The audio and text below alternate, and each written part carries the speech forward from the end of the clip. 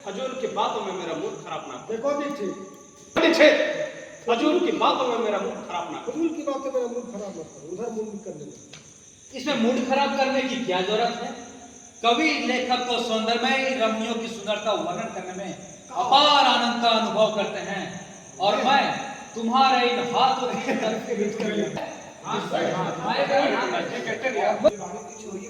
कवि लेखक तो क्या जरूरत है?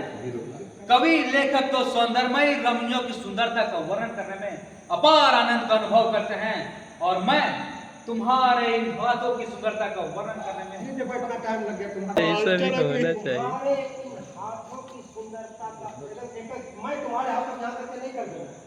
जितना जब तुम्हारा डायलॉग खत्म होगा ऊपर से इसका हाथ धीरे धीरे खींचना। तुम्हारे इन हाथों की सुंदरता का वर्णन करने में अपार आनंद अनुभव करते लगता है हैं तुम पागल हो गए। चलो और मैं तुम्हारे इन हाथों की सुंदरता का वर्णन तुम्हारे इस तरह से सीन को बोलो। हजूर की बातों में मेरा मूड खराब ना करो। इसमें मूड खराब करने की क्या जरूरत है? कवि लेखक तो सौंदर्यमय रमणियों की सुंदरता का वर्णन करने में अपार आनंद का अनुभव करते हैं और मैं तुम्हारे इन हाथों की सुंदरता ये देखो मैं हजूर की बातों में मेरा मूड खराब ना करो। बेचारा कल तक भूखते रही तो वैसे ठीक है बोल। और मैं तुम्हारे इन हाथों की सुंदरता पॉकेट में आता तो देखो और मैं तुम्हारे हाथ यहाँ तुमको अपना इतना अपना वही नहीं यहाँ से यहाँ दबाने के सब नहीं आ सकेंगे। अगर हम बोलते बोलते पहुंच जाना है। मैं तुम्हारे इन हाथों का अपार आनंद का कुछ ये देखो मैं तुम्हारे इन हाथों का मैं वैसे बढ़ा दो पकड़े का आदत हो लगा। हमेशा ही बहा दो लगा सही कहिए।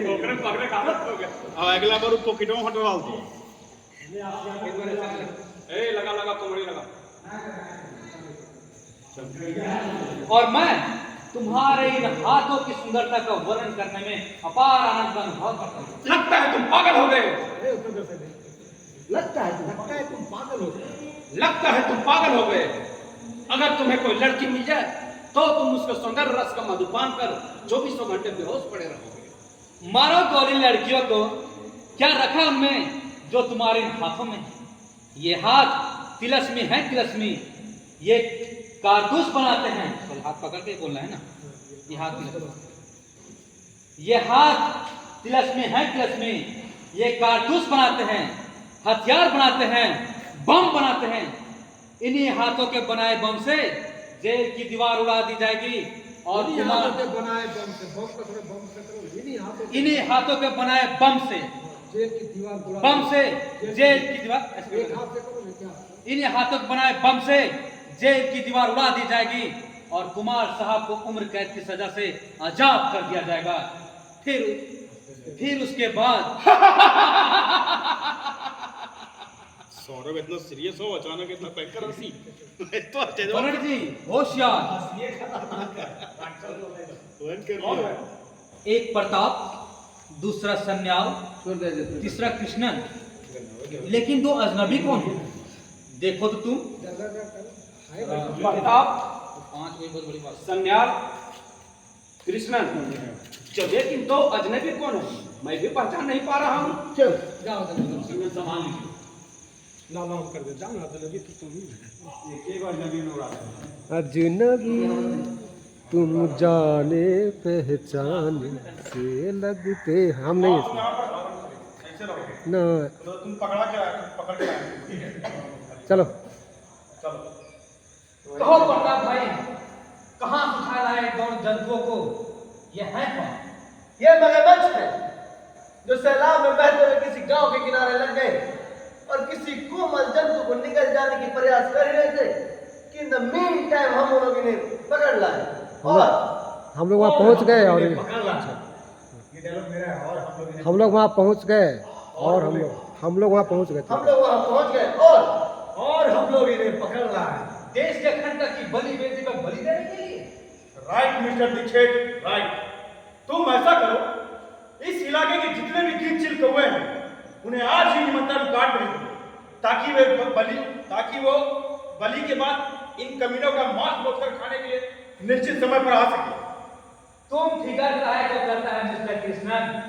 जब भी मैंने दुर्बल सिंह बलि को बकरे को लाते देखा, तभी मैंने इलाके के तमाम गिरगिट कौवे को बांटने का निमंत्रण भेज दिया है। वे अब आ भी रहे होंगे। तो अच्छा इसमें नहीं खाने का इंतजाम हो, इसमें नहीं खासना है। हंसना यहाँ जब कोई लगता तब बाकी कहीं नहीं तो तो अब बलि का भी इंतजाम करना चाहिए। बलि से पहले इन बकरों का नाम तो बता दो। हाँ, हम लोग तो इनका नाम भी नहीं जानते। हाँ, तो बलि के बकरों, बलि से पहले अपना अपना नाम तो बता दो। बिल्ले। ना ना, ऐसे नहीं। चुप क्यों आरामजादे, बोलते क्यों नहीं? बिल्ला, बिल्ली के पेट से जन्म लेने वाला बिल्ला। क्या? फिर खड़े रहो, एक और खड़े रहो। पिल्लू के पेट से जन्म लेने वाला पिल्ला। चलो